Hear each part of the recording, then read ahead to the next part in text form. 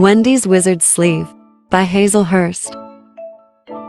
Not long ago, in a town rather trendy, lived a kind-hearted woman whose first name was Wendy. She owned a silk sleeve so wide and so grand, it was very impressive, the best in the land. But this wasn't just any regular sleeve. It was an old wizard's one. She was gifted one eve. It filled her with joy, and it made her soul sing. And deep in the folds she could hide anything. A sausage, a cucumber, even 2 balls. Her silk wizard sleeve would welcome them all. The children would giggle.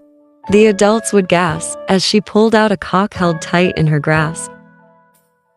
"Dear sleeve," she would say, "what's hiding in there?" And out would come teddies, one truncheon, a chair. The silk sleeve was just pleased to be used, to be petted and filled so it never refused.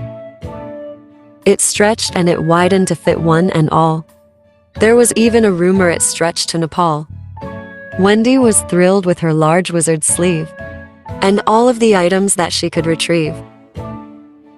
No need for a handbag.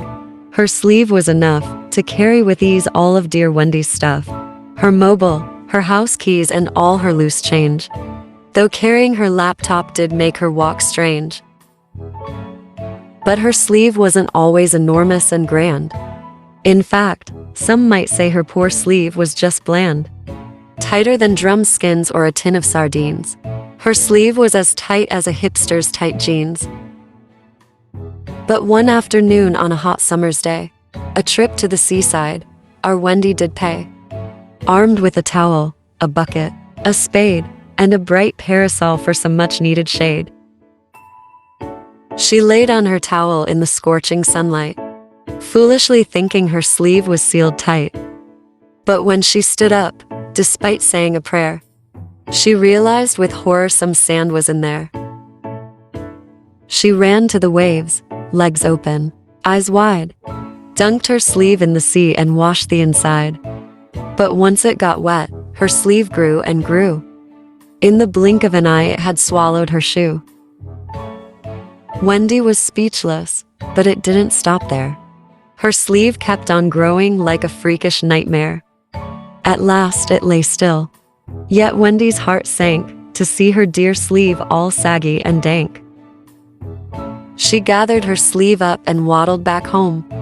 Her sleeve was colossal, exact size unknown. Wendy was nervous, embarrassed, ashamed. What would the men think, and would she be blamed?